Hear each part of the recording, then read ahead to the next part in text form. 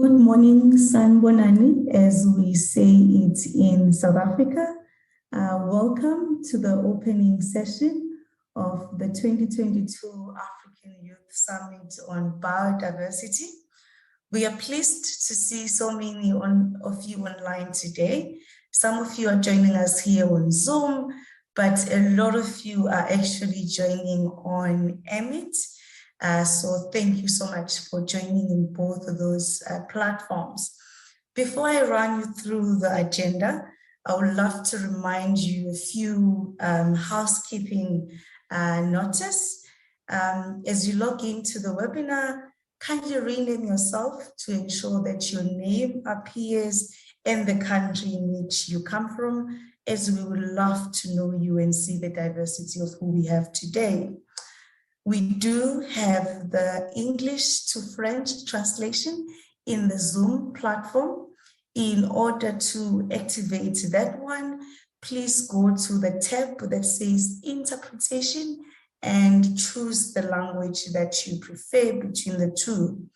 Should you be hearing both languages when a speaker is speaking, it means you need to mute the original audio under the Interpretation tab. And lastly but not least, the full agenda of the summit for the next 3 days, the speakers as well as exhibition stands for up to 20 organizations, most of them being youth networks, can also be viewed in the event website, which is on Emmet. So we encourage you to visit that website. Should you be joining on Emmet, you will realize that you don't have the interpretation button.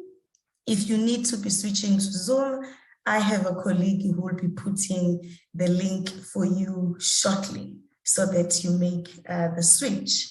Now that we've covered that, thank you so much again to joining us. Website. Should you be joining on Kevin, please mute yourself. Thank you so much.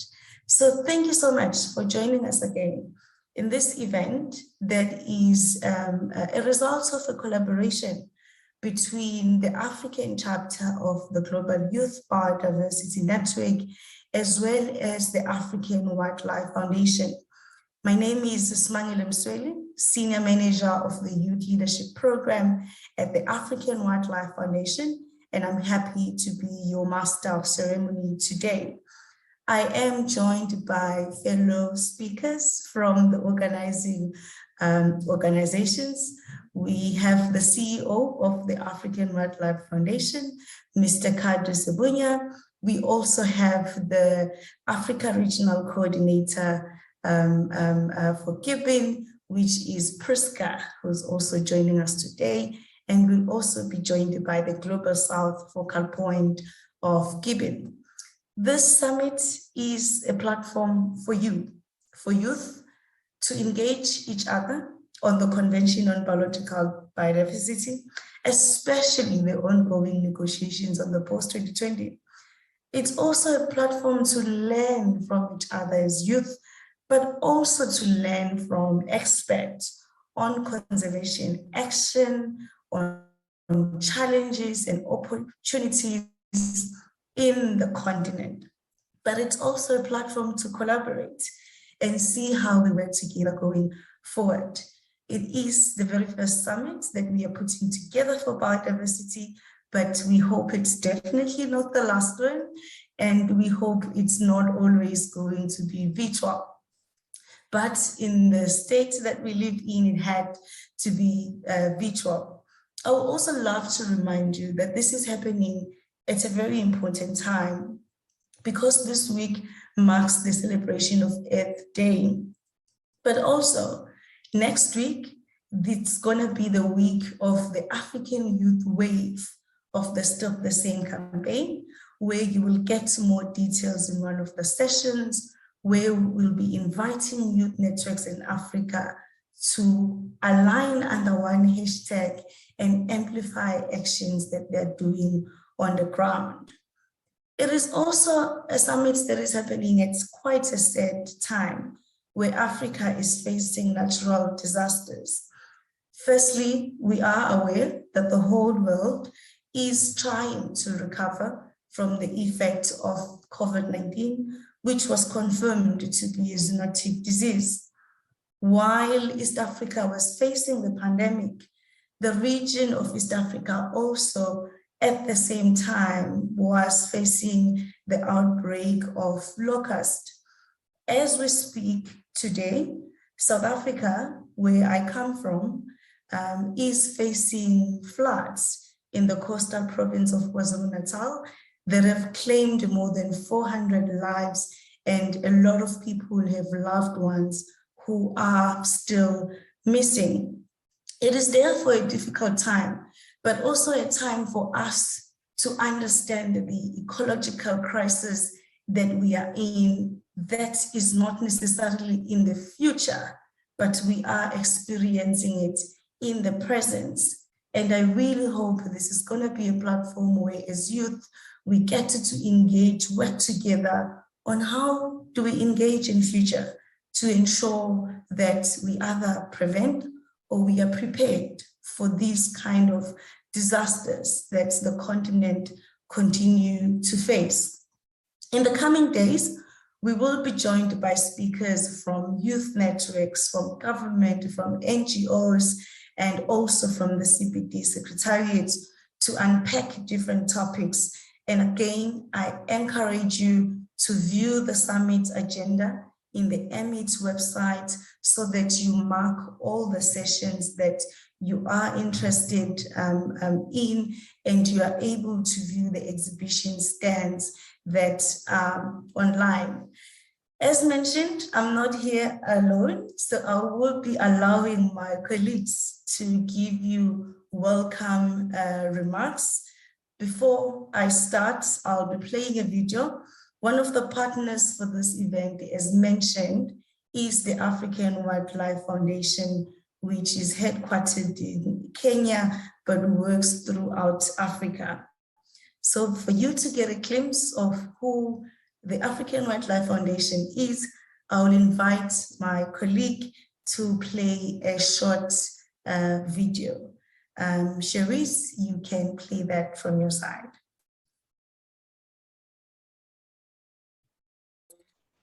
Thank you, Simangale. Let me just start that off. You'll confirm if the video is reflecting on your side. Just give me a thumbs up, or you can say if you can see it.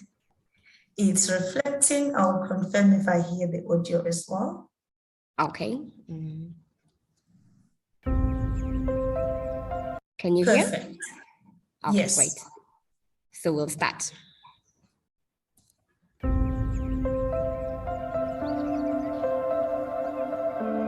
I would like to take this opportunity to thank each and every one of you for the effort and commitment you've exhibited.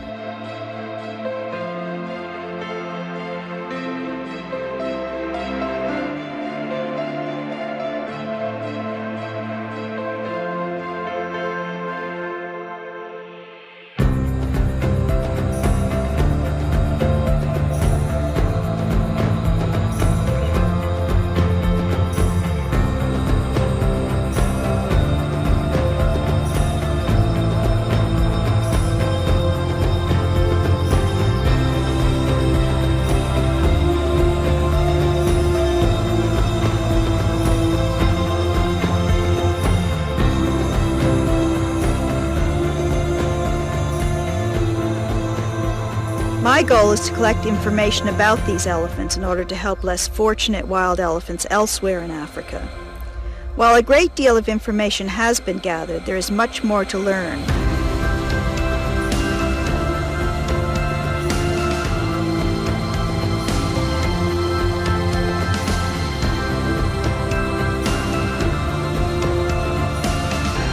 I'm Jimmy Stewart in Beverly Hills, California.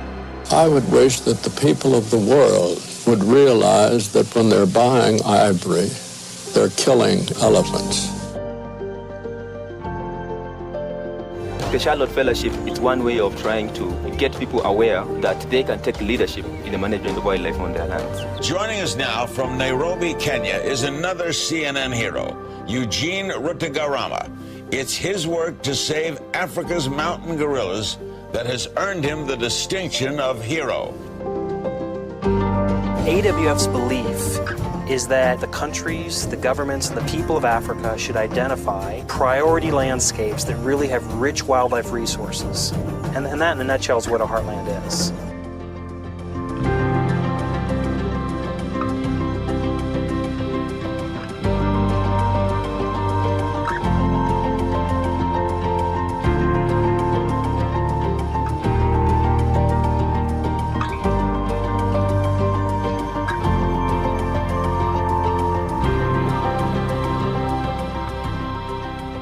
Please tell your friends and relatives.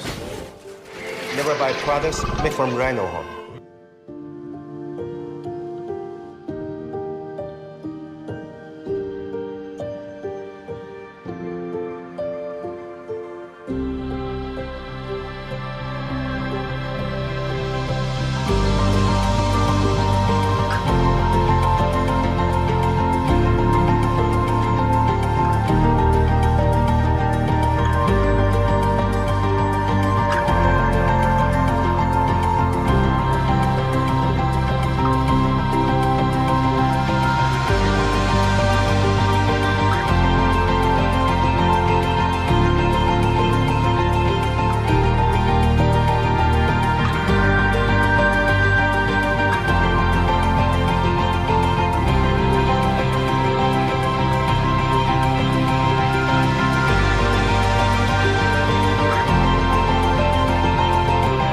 Man and nature can cohabit to mutual profit and to the advantage of the sustainability of our planet.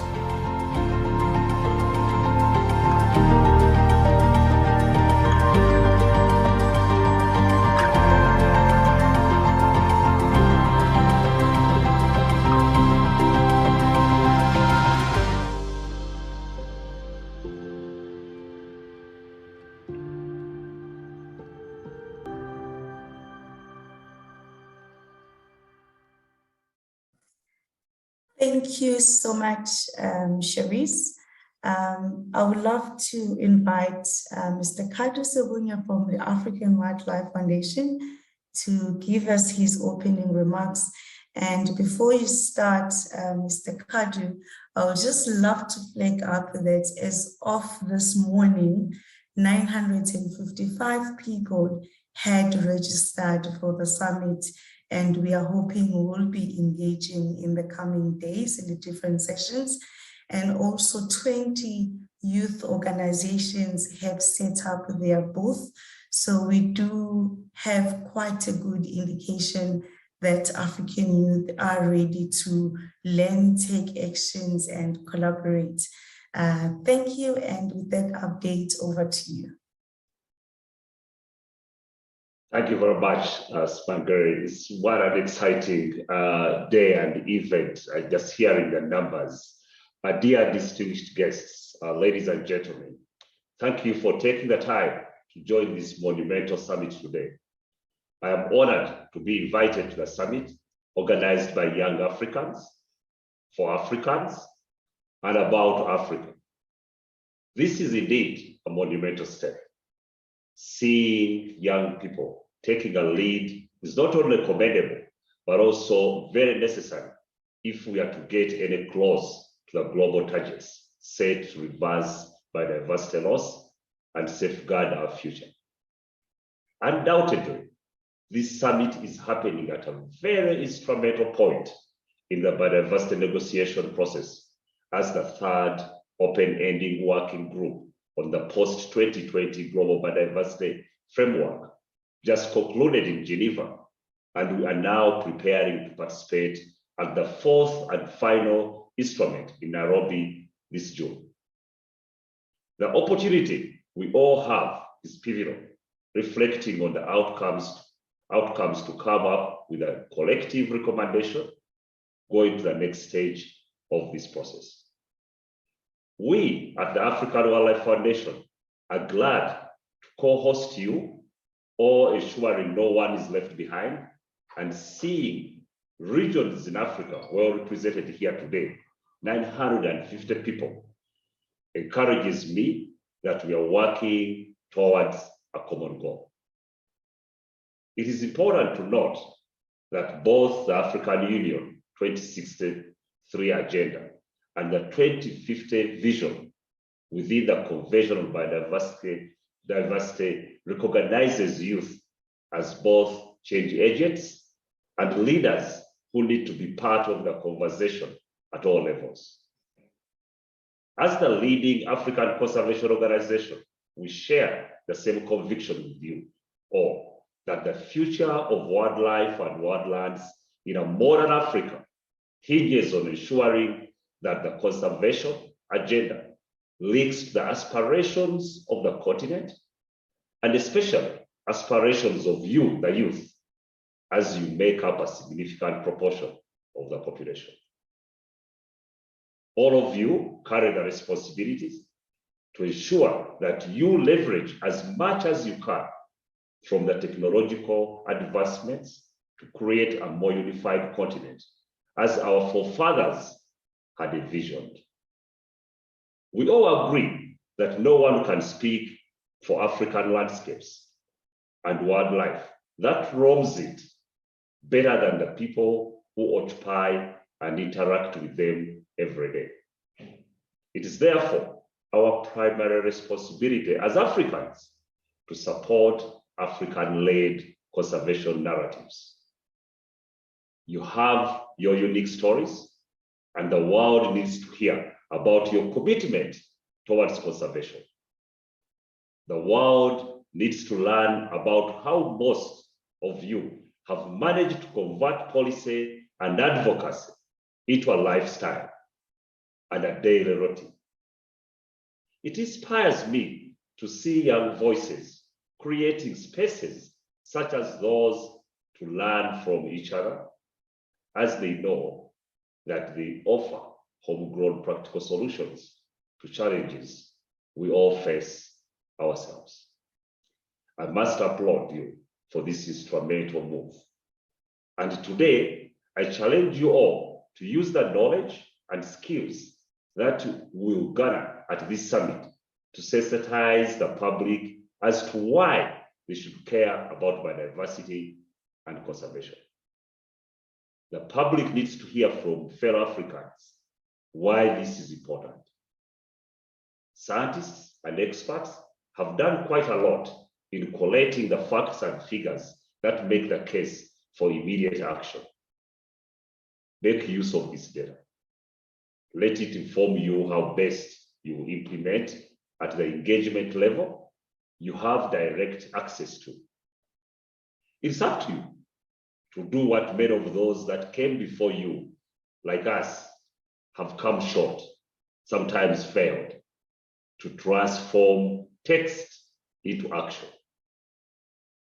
AWF, we are committed to seeing young African leaders thrive in the space and as co-conveners of the inaugural African Protected Areas Congress coming up this July. We are pledged to support 50 young delegates to attend the event and share and learn from each other. But beyond that, we have created a scope one-year program that will work with 15 young African leaders, training them on key negotiation skills with practical assignments alongside the African Group of Negotiators, the CBB. It's 15. It might sound small, but we cannot achieve our ambitious goals without each and every one of you contributing and participating in such platforms and engagements. This is the beginning. Having the opportunity to interact with such great minds is something I do not take lightly, as I keep learning from you, the young generations. AWF aim, therefore, is to see the youth leading conversations revolving around how best to walk the talk, and we want to walk that path with you.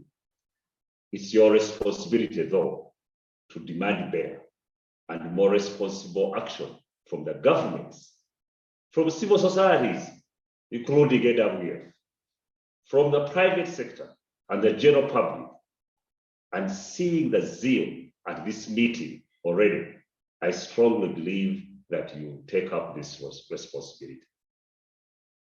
I would like to now end my address by opening the African Youth Summit on Biodiversity and wishing you a fruitful deliberations as we look forward to being part of your success story as we collaboratively work towards creating a sustainable future for Africa and the Africa we want and live for the future generations. Thank you very much and good luck. Thank you so much, Mr. Kadu. And yeah, I was really moved by one of your words when you reminded us that no one can speak for African landscapes and wildlife better than those who actually stay with them. And I really hope these are words that will stay with a lot of the young people that are here today. And you'll be interested to know that a lot of the sessions in the agenda were actually suggested by the young people themselves. For instance, we have a session on biodiversity, economy in Africa, challenges and opportunities, sessions on understanding the state of biodiversity in Africa and so on. So really thanks for those remarks, and we look forward to the opening days. Thank you so much. I would also just love to emphasize that Kadu touched on something very important, the IUCN Africa Protected Areas Congress. Just a reminder that we have a session that is going to unpack APAC tomorrow and also unpack opportunities for youth engagement. So if you are keen for that, go to the website I've been saying and put that in your agenda. I would love to invite our next speaker, who comes from an organization that is co-organizing the summit, and they are not new to all of you since a lot of you work with them. I would love to invite Sweta, who's joining midnight, early morning from the US, where she currently is, and is the Global South focal point of the Global Youth Biodiversity Network. Sweta, over to you for your remarks. Thank you, Sumangale. I'm actually right now in India, so it's really nice to go back to India after like a 2.5 year of the COVID crisis. So I'm glad to be back at home. So hi to everybody and namaste from India to all of you. Yeah, thank you so much for this opportunity to share with you guys some of our views and our hopes for the summit as you guys start the African Youth Summit. So I would like to start by saying that we all understand that we are all in the middle of a cascading crisis. We are all seeing the impacts of climate change. We're all seeing the impacts of the repercussions of the breakdown of our biosphere. We are also seeing our society struggle with the impacts of several crises that are faced by our society, from patriarchy to racism to colonialism to casteism. All these things are so inherently deep rooted in our system that this social and ecological crisis that we're all facing is become existential crossroad that we are all living through today. And at this existential crossroad that we are at, people have diverse views of how we are going to, save our planet and what pathways can really help us, move towards a transformative world. But I think while we see so many diverse and polarizing views out there, there is one thing where I see a lot of clarity. Our generation and our future generations are a bit different. We are quite clear that our world needs a fundamental change in its values, priorities, principles, and actions. And that is what is needed for us to get out of this social ecological crisis. And this kind of fundamental change in our society is what is needed for us to create the transformative change that we need. Now, this African Youth Summit is a crucial place where we can actually help align some of these values, priorities, and actions that our generation has. And such summits can play a crucial role in us having to, create a space where we can shape these things together and align our messages better. And I think this year being such a crucial year that can help us shape the pathway for us to live in harmony with nature for the decades to come, with the negotiations happening under the CBD, we all need to work together to make this change happen. This crucial year, giving us such a crucial space where we can create change, we should not let it go. And our generation should take up the leadership, because we are a generation that leads, and we are already leading. And we should take this opportunity from the summit to also, create a collective voice that we can advocate for, push for, and ensure that your voice as African youth is well represented in the international negotiations. So I really hope that this summit provides you the space that is needed to make your vision for the continent of Africa a reality. Thank you. Thank you so much, Sweta, for really reminding us that actually as the youth voice, we are diverse as well. And we need platforms as these ones so that we align our priorities and messaging, and also for actually emphasizing that for African youth, we need to ensure increased representation in the international space as well of our perspectives and voices. And this is something that so often we see that is lacking for youth that comes from the global south to be well represented in these processes. I'm glad to see you're back in India this time around. I am gonna invite our last speaker, who is joining us from the US, unless you're also back in Zimbabwe, Priska, who's the Africa coordinator for Gibbon. Priska, over to you.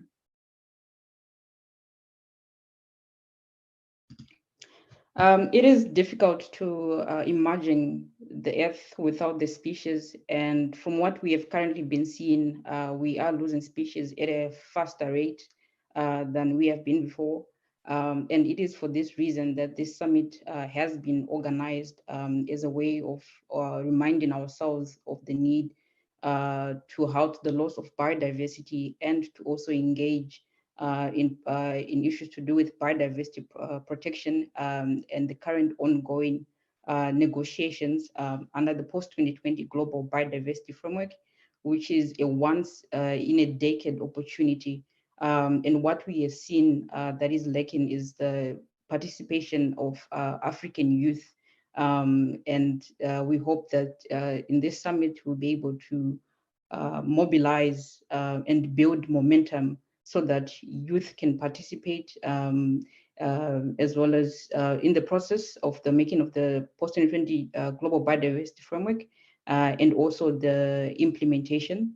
And we're so happy to see a lot of people signing up, joining this meeting. And throughout the meetings, we are going to be collecting your views, your comments, so that we come up with a youth statement after this summit, and to also draft an African youth position paper that we can use as a way of advocacy, lobbying, working with our governments, working with our biodiversity national focal points in our countries, working in partnership with other youth organizations in Africa. Gibbon Africa has about 20 chapters in 20 different countries, and that number is also growing. But we don't want to limit our biodiversity advocacy to just the Gibbon Africa chapters, but we also want to open up this opportunity, this platform for other youth organizations to also join us. To reiterate what has already been said, it is important for us to have a collective youth voice that we can carry in the next coming biodiversity negotiations in Kenya at COP15 and climate COPs as well. Thank you. Thank you so much, Priska, and to speakers, and for reminding of the task that is ahead. As most attendees may know, that we have this OEWG4 in June but we have the actual COP starting in the end of August, where this framework is being adopted. And Africa this year is hosting the climate change COP in November in Egypt. So this event is not happening in isolation, but is part of a bigger chain of events that are happening, an opportunity for African youth to come together, get informed, and see how they engage going forward. That is it from my side for the opening event today.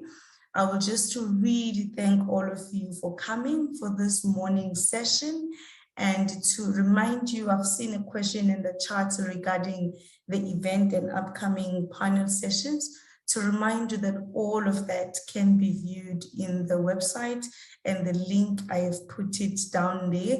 But just to flag up some of the sessions coming today at 11 Central African time, we have a session titled The Status of the Post-2020 Global Biodiversity Network, which will be giving us an update of how far the negotiations are. Later on in the day, we have the streaming of a film called The Sides of a Horn, which we really hope all of you will also be able to join us for the streaming of that film. And we also have a session that is going to be unpacking the African Youth Wave, which is the campaign that I was speaking about. But again, really encouraging you to go check all of this out in the website. And thank you so much to Mr. Kadu, to Sweta, and to Priska for joining us and opening this session today. We really hope we'll have interest in the next coming days. So from my side, thank you so much.